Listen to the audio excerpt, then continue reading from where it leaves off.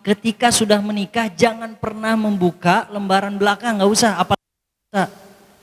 Misalnya contoh, suatu ketika ikhwan akhwat menikah, dia tahu lembaran lamanya itu udahlah masa kelam. Suatu ketika si ikhwannya itu, atau ketika misalnya di perjalanan, ada akhwat yang ngaku-ngaku pernah main sama suami kamu. Jangan gentar sekalipun. Kamu kok nggak ngomong? Pan ditutupi aib baheula. Kamu harus tetap bersama suami kamu. Karena itu adalah masa kelam. Mungkin bisa jadi wallahu a'lam bishawab, misalnya si ikhwan ini pernah sampai jauh bahkan melakukan hal tertentu, misalnya naudzubillah min dzalik, tapi ketika si ikhwan ini sudah pengen berta'aruf, hijrah karena Allah Subhanahu wa taala, jangan pernah ganggu dan rusak lagi hijrahnya gara-gara kamu tidak setia sama dia. Bahaya. Pun sebaliknya, akhwat yang pernah bermasalah, misalnya bahkan kemarin-kemarin pernah ada yang cerita sampai pernah jadi PSK misalnya. Open BO beberapa bulan katanya. Tapi dia pengen hijrah, layak nggak? Sangat layak. Bagi Allah itu ngelihat dia itu dulu kapan, seperti apa, enggak? Sekarang dia seperti apa, itu yang dilihat oleh Allah Subhanahu wa taala. Jangan kemudian ketika gara-gara nikah sama seorang yang soleh, lalu kemudian di pertengahan jalan nanti ada seorang ikhwan yang pernah main sama dia, kemudian si suaminya langsung, kenapa kamu ini seperti itu dan sebagainya, akhirnya tidak taat, maksudnya tidak setia sama istrinya. Salah besar kalau menurut saya. Masa lalu tutup, percaya trust sepenuhnya terhadap jodoh kamu. Lembaran lama biarin lembaran lama. Terkait dengan batasan kejujuran, kemaksiatan jangan pernah kalian bongkar sedikit pun. Ketika Allah sudah tutupi rapat-rapat aib kamu, jangan pernah kamu sendiri yang justru ngebongkarnya. Ya, terkait dengan kejujuran apa yang bisa disampaikan teman-teman semuanya, di biodata itu standar aja, jangan terlalu gimana-gimana. Biodata itu asal dari keluarga mana, keluarganya berapa bersaudara, terus kemudian ayahnya gimana, udah memberikan sinyal yang merah, hijau atau kuning misalnya, berarti kan udah ketahuan, oh berarti saya harus berjuang seperti apa. Terus kemudian di situ juga dari mana asal kuliah, pernah punya pengalaman sekolah seperti apa. Terus di situ juga misalnya semangat menikah karena negara apa dan lain sebagainya, bisa dituliskan garis besarnya saja. Nggak harus ditahu juga rambut saya ikal, terus nggak usah ngapain gitu. Ya, nanti lebih detailnya dialog ketika dita'aruf. Pokoknya CV itu cukup secukupnya saya, namanya juga biodata teman semuanya. Biodata itu tuh ya standar biodata, bukan sampai detail sampai gimana gitu. Ya. Selanjutnya yang untuk Teh Risa tadi, ketika misalnya ikhwannya itu kebalik, katanya pengennya istrinya yang pengen mandiri, tinggalin lah ikhwan yang kayak gitu udah. Ketika misalnya kalau ya bahasanya, aku pengen istri aku juga kerja. Nah, kalau dia bahasanya gitu, tinggalin udah.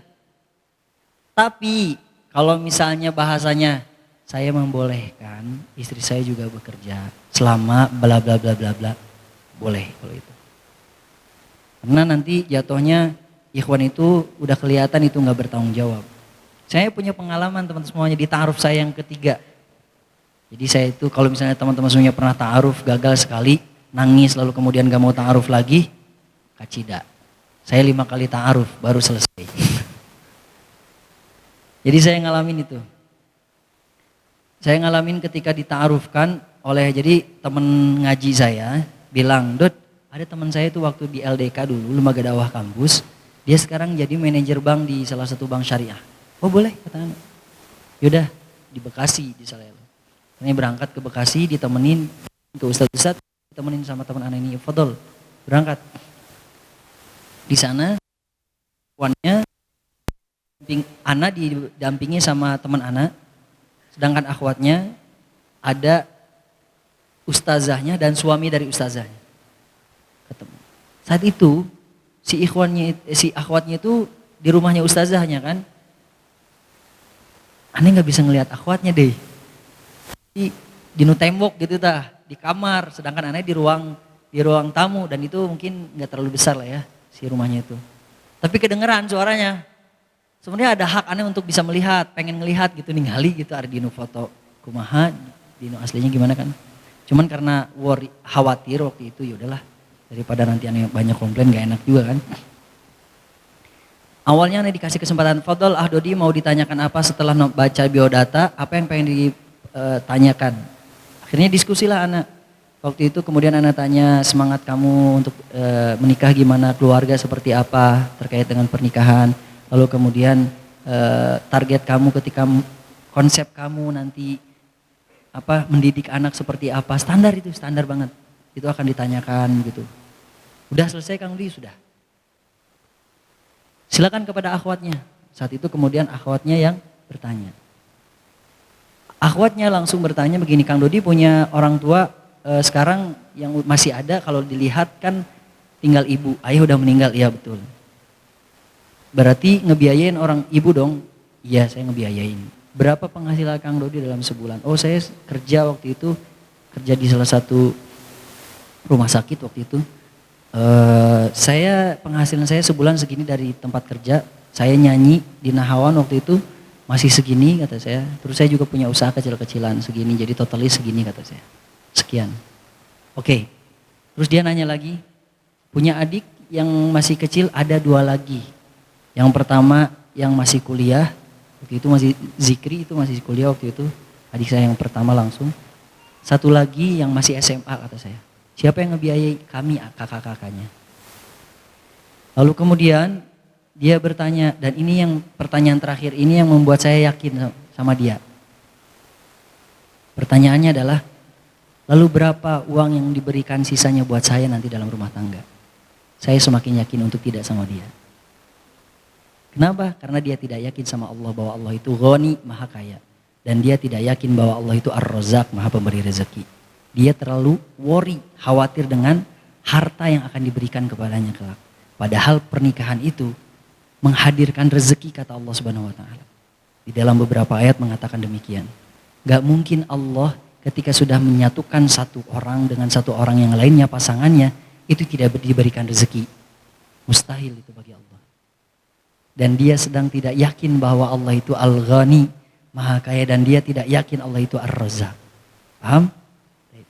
Selanjutnya pertanyaan yang terakhir ya. Belum siap nikah tapi ada ikhwan yang datang misalnya, contoh yang pertama. Saya akan ngasih perumpamaan aja. Oke? Ada mau Bisdamri, tahu kan Bisdamri? Yang masih kuliah di sini siapa? Oke. Saya pernah ngalamin teman-teman semuanya. Ketika datang ke kuliah itu nggak pakai kendaraan pribadi tetapi pakai umum. Salah satunya adalah Bisdamri. Saya kuliah jam 10 teman-teman semuanya. Saya kuliah jam 10 misalnya.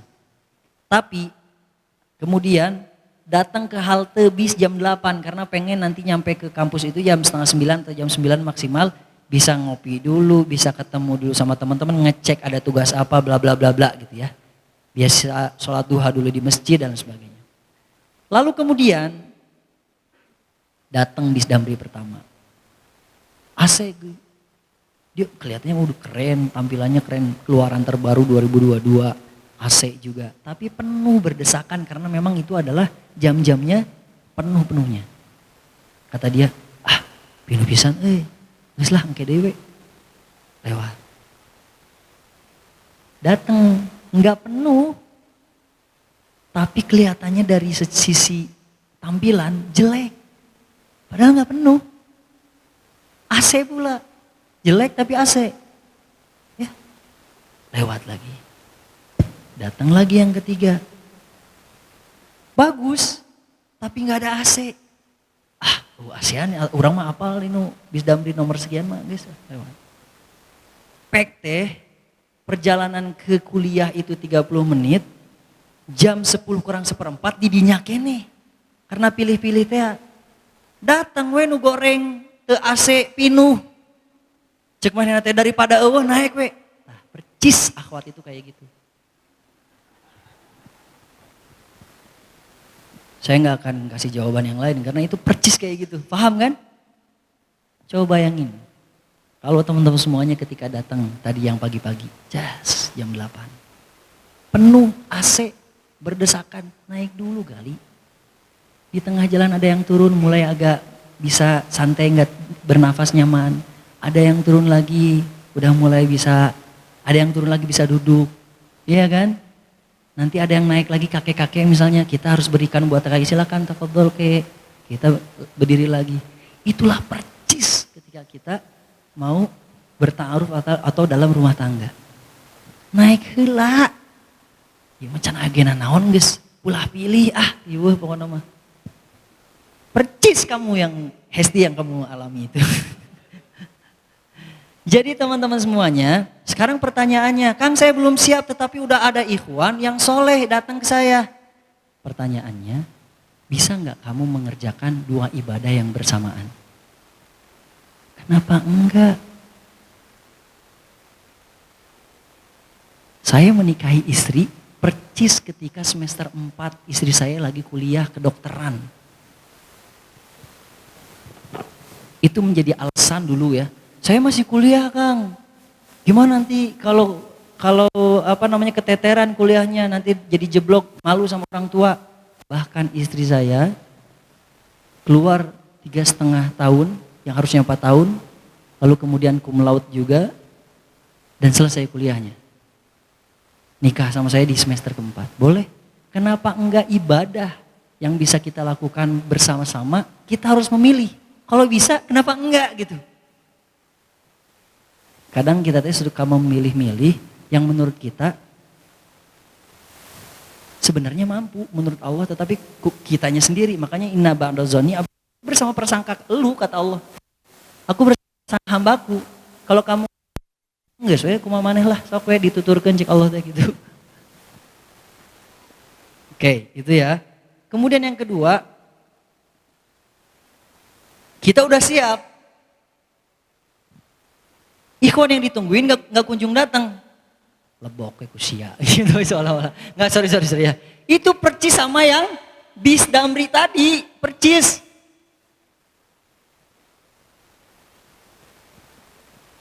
Makanya kalau menurut saya ya, ekspektasi turunkan, kriteria turunkan bagi para jomblo nih. Turunkan ekspektasi dan kriteria, naikkan kualitas. Sekali lagi, tulis. Quotes ya, saya bisa. Sekali lagi ya, turunkan ekspektasi dan kriteria, naikkan kualitas.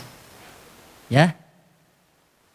Banyak di antara kita yang jombloan-jomblowati itu terlalu fokus terhadap dan lupa terhadap internal. Kita tanya, pokoknya mah hayang anu geulis lamun ikhwan, nu tinggi semampai, siga model, lamun aya nu daekeun jeung maneh gitu masalahna. Dia kan kita fokus sama eksternal terus. Lupa terhadap internal, memperbaiki diri, memantaskan diri gitu ya, mendekatkan diri sama Allah, lupa itu. Kita kebanyakan yang salah itu di situ. Lupa memperbaiki diri internal, kita terlalu memperbanyak eksternalnya, faktor eksternalnya. Susah teman-teman semuanya. Makanya ada quotes lagi nih. Deketin diri sama Allah, biarkan Allah yang mendekatkan jodoh denganmu. Perbaiki diri kamu, biarkan Allah yang memperbaiki jodoh kamu. Pantaskan dulu diri kamu, biarkan Allah yang memantaskan jodoh yang terbaik buat kamu. Iya mah riweuh jeung eksternal we. Aduh riweuh nanti gitu. Sedangkan dirinya lupa sama Allah. Kebanyakan ikhwan, akhwat juga sama kayak gitu. Nah makanya ketika misalnya ikhwan gak kunjung datang, tong diharapkeun atuh nu teu puguh mah. Nu puguh we atuh nu dihareupeun mata kitanya, dihareupeun panon gitu istilahnya. Selama dia soleh kenapa enggak sih? Kadang kita teh suka punya, sorry. Manusia itu makhluk yang paling terbatas. Sekarang saya tanya, jangan jauh-jauh. Di balik dinding ini, orang lagi ngapain tahu nggak? Allah tahu nggak? Kenapa tuh kita nggak percaya sama Allah? Kadang kita tuh baru kenal sama si A, ini kayaknya yang terbaik buat kita.